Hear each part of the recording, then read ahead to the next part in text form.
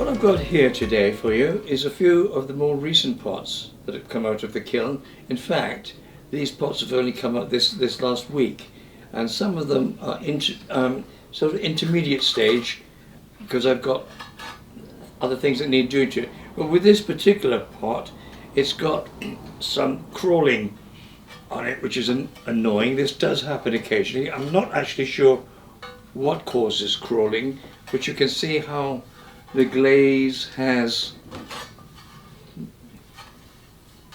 not stuck on the pot body all over. It has separated for some reason. Anyway, what I will do subsequently is to fill those areas.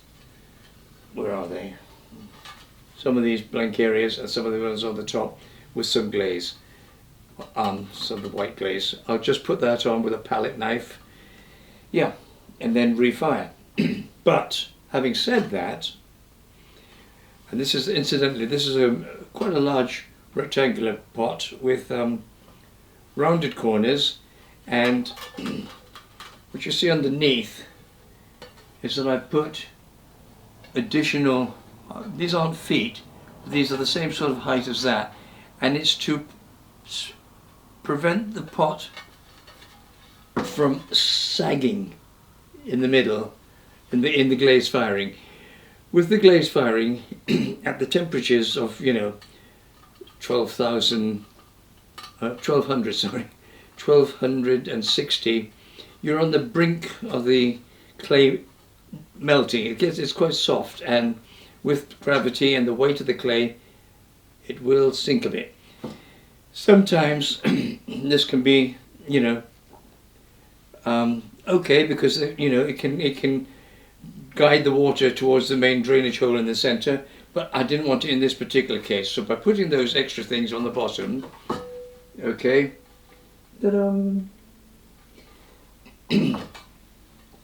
it supports it. Now, what I wanted to say is that this is an interim pot, and I've treated the white glaze with an oxide, which has resulted in this sort of drizzle, this browny grey drizzle. But if I put a modifier on it, which at this stage, the nature of which I'm not quite prepared to release just yet, but I will in due course, it will change the whole nature of the pot, as you'll see in a moment.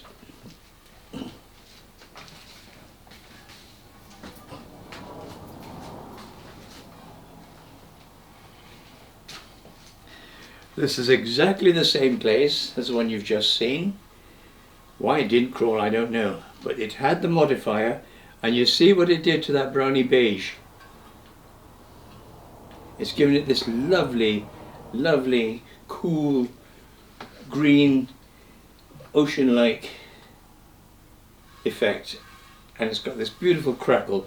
The crackle, of course, you don't see until the pot is inked to bring it to, to bring it up to light.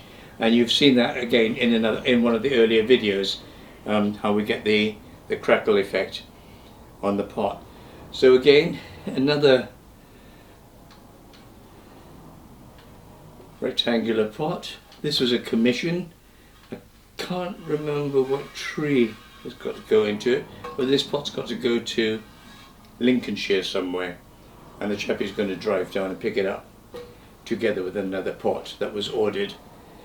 Most of the pots I make these days are made to commission, which are always welcome. Pots with this glaze are ideal for most of the deciduous varieties of bonsai, especially fruiting and flowering varieties, things like crab apples, cherries, quinces, hawthorns, especially hawthorns, because hawthorns have a sort of silvery bark, greyish silvery bark, so that would tie up nicely with the colour of the glaze here. So it's not really the sort of pot that you'd put a conifer in. although some people do and sometimes it works, but I wouldn't recommend it, and I think most bonsai enthusiasts wouldn't. You know, the conifers go in the more umber Indian red, burnt sienna, earthy colours on the pot. So this is yeah, it's a lovely pot. I'm really well pleased with this. Yeah, again a coiled pot and ample drainage. I'll put this aside.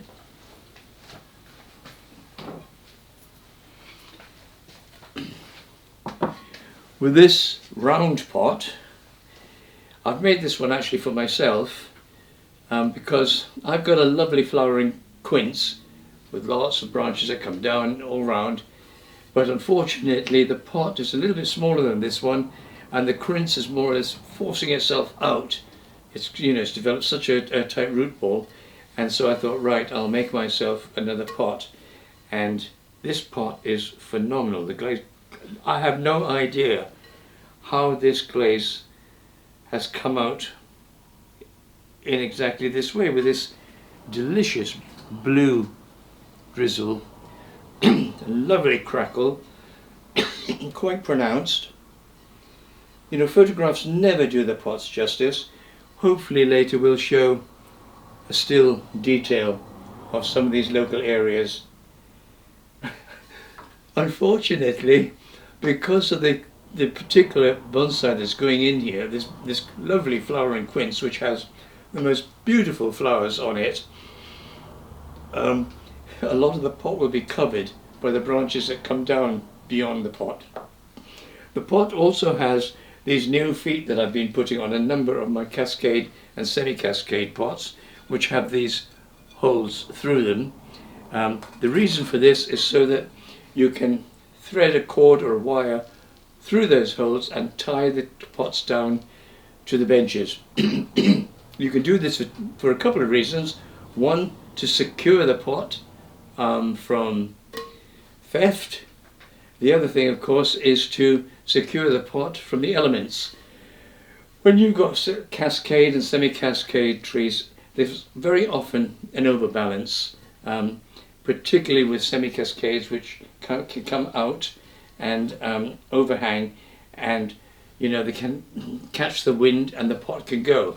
Or conversely, you can get a heavy snowfall and it all settles on the thing and the pot can tip over.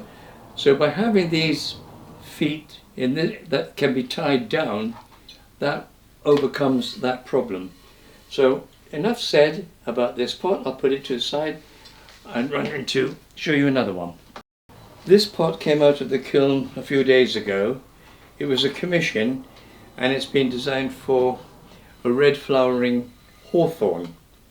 Now it's looking a little bit bland at the moment, but after it's been inked it will have a very similar crackle exposed in the same way that the last pot I showed you had, the last two pots. It's again delicious glaze on this pot, and I hope the guy who's commissioned it will appreciate it. I really enjoyed making this one. Round pot for a tree that was about this sort of size. Very nice little tree. So, fingers crossed. What has happened though, you won't see it, but there is actually a less than hairline thickness little crack along here and along here, which runs through on the bottom as well. That happens, and I'll tell you why in a moment, but I can fill that quite easily with something similar to a sort of car body filler, and that's it, it's permanent. There'll be no problems with that subsequently. But why you sometimes get these cracks is because I've recently put some new trays in the kiln, and because I want to keep them from sagging, because this can happen, and these big trays of mine are well over £100 each, so I can't change those every other day. I painted them with bat wash, And incidentally, you've heard me mention battwash several times. Battwash is a mixture that is made up from 50% alumina hydrate, 50% china clay, with a bit of water, made into a sort of creamy consistency, double cream consistency, and it's painted on, usually on the kiln shelves. And the reason for this is to stop pots sticking to the shelf, the feet sticking to the shelf. Well, what I would do normally is I would sprinkle a little bit of silver sand on the kiln shelf, and that's almost like microscopic little marbles, so that as the pot heats up and you get the normal sort of shrinkage that happens with that temperature rise, the pot can move on those sandy marbles. But because I've recently been flipping the kiln shelves over with each subsequent firing, because I don't want to have them sag, I haven't put the sand. And when you don't do that, sometimes what happens, a heavy pot goes on, it tends to stay there, and then as the pot shrinks, the inside can't shrink because there's no movement, but it shrinks this way, outwards, the base, and that's how you get these cracks, which you can't see. So, not something that I like to be overly enthusiastic about, but you know, you've got to be honest and tell you about these things. But we can sort it out. But I can't wait to ink this pot. I could even do it now, but I'm not going to. And to show you what the cracker will be like. Okay, here we've got another commissioned pot. This was for a friend of a friend, and they wanted a pot in a sort of what they said kingfisher blue, which is this is about as close as I can get. I've used a modifier to give this variation on the rim and also around the base of the pot, which is rather charming. And it, you know, if you look at it closely, it almost looks like the land and the sea, or the sky meeting the land, and there's rainfall. This one probably has got a crackle on it, but I'm not going to ink it because this particular glaze, if it's inked, it gets, the actual glaze itself also gets very, how will I put it, subdued, modified in its own colour, and it loses a lot of its brightness, which I quite like. It's almost luminous in its colour. I've used on the base here a cobalt oxide, and I've run it up to about here, and I've overlapped, but when I glazed it, I waxed it down here where you don't have any glaze, and so that I could purposely get an overlap of the kingfisher blue glaze on top of the cobalt to see the sort of effect that will result from that, and it's quite charming, quite satisfying. But anyway, I can't remember what species of tree this was going to go in here. But anyway, can't really say much more than that. I just hope the person who I don't know and who's never had one of my pots before and who probably doesn't know me but is a friend of a friend is satisfied. But like I say to all, I don't like to use the word customer. I find that a little bit belittling. So I'll say supporter, patron. To all my patrons, people who are kind enough to commission pots from me, what I say to all of them is, if the pot is not to your liking, not to your satisfaction after it's been made, there's absolutely zero obligation to buy it. Simple as that. So there's nothing to lose. but I never quote prices until the pot is made. Right, we're finished with that one. Put it back over here. Here's a fascinating experiment. Never done this before. I just thought I'd try it out. What did I do? Yeah. I used a glaze. Well, first of all, I've got on the bottom here again this cobalt, and at the bottom here I've got red iron oxide. But for this upper part, above the sort of waxed area where the glaze is, I had a glaze of mine which has been a nightmare over the last couple of years and is not behaving the way it used to behave in my former kiln.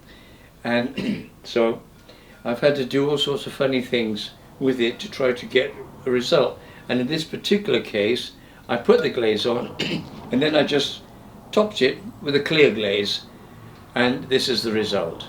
And it's very, very subtle, very interesting. It is a runner, and as you can see along here, there's quite a thick drip line, and you can't see it, but you have a very, very close look at it. It's almost crystalline. It's fascinating, absolutely fascinating. This is not a commission, this is just an experimental pot. We'll see who has it. Okay, enough said about that one.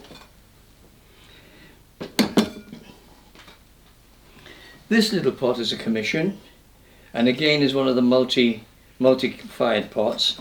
And the problem is with these multi-fired pots, to get these lovely results, beautiful effects, requires, 3 or more firings. Well, with the firings costing £50 a time, it's a bit costly, and so obviously this is going to be reflected in the cost of the pots. I'm sorry about this, but this is the way things are at this time. Also, you've got to remember that all of my pots are coiled, and this is a very time-consuming construction process. Well, you could say, well, why bother? Why don't you throw your pots? Why don't you slab build? Why don't you use molds? Well, I don't, because I like these because of they're so personal. They've all got slight blemishes. There's always something slightly wrong, but that gives it that lovely, personalised, hand-built character, which is, for me, so important. And when I make pots, every one of my pots is treated as an art form. I don't go in for mass production. I couldn't possibly just keep on producing pots of the same shape and size. It would just break my heart. I come from an art background. I was trained at the college as a student in graphic design, and then later switched to photography. But all of my work that I do with the ceramics is based on the aesthetic background and my upbringing. So it's a completely different approach, and for me the clay is just a lump. It's a medium, a plastic medium that can be manipulated into all manner of shapes and sizes and forms, which is so flexible and can come up with some really rewarding results. But then when it's made and you've got your basic shape, that then becomes the artist's canvas, and it is on this canvas that we produce the art, and that art is the way one handles the various glaze effects. So when I say to my patrons, when they ask me for the price, I say the price of pots is based on 4 things: art value, time taken to make, size of pot, and degree of difficulty. But the most important thing is the art value.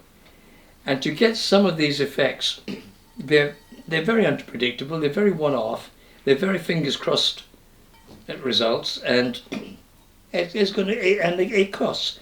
But this one is for somebody's chunky little trident maple, Shohin trident maple, and I think he's going to be absolutely thrilled with it. I will probably ink this because I think it's got a strong crackle on it, which isn't showing at the moment, but on the other hand it looks quite nice as it is, so I'll see what my good lady has to say. Okay, she's usually the arbiter and says no, you leave it as it is or do it. So similar to this is one more pot.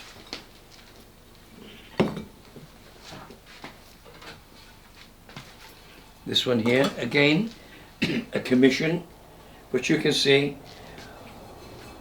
a narrower than usual oval. What I have usually is a whole range of templates, and this was a difficult one because I didn't have this narrow oval. The one I had was wider, so we had to go to that, and then I had to cut off a bit from the base to arrive at, to reduce the width. Length, width, yeah, to reduce the width. And there we go. A bit tricky. But again, as I've said so many times, photographs, videos and things just do not do the pots justice, because apart from anything else, there's also a very tactile character associated with every pot. The way it feels, and this particular glaze feels gorgeous. Okay, yeah, it's almost edible. It's like a biscuit. Oh, I've written something on the bottom here. Ah, yes. Can you see that? It says here, catching tadpoles in a pond is the best thing in life. And believe me, catching tadpoles in a pond is the best thing in life.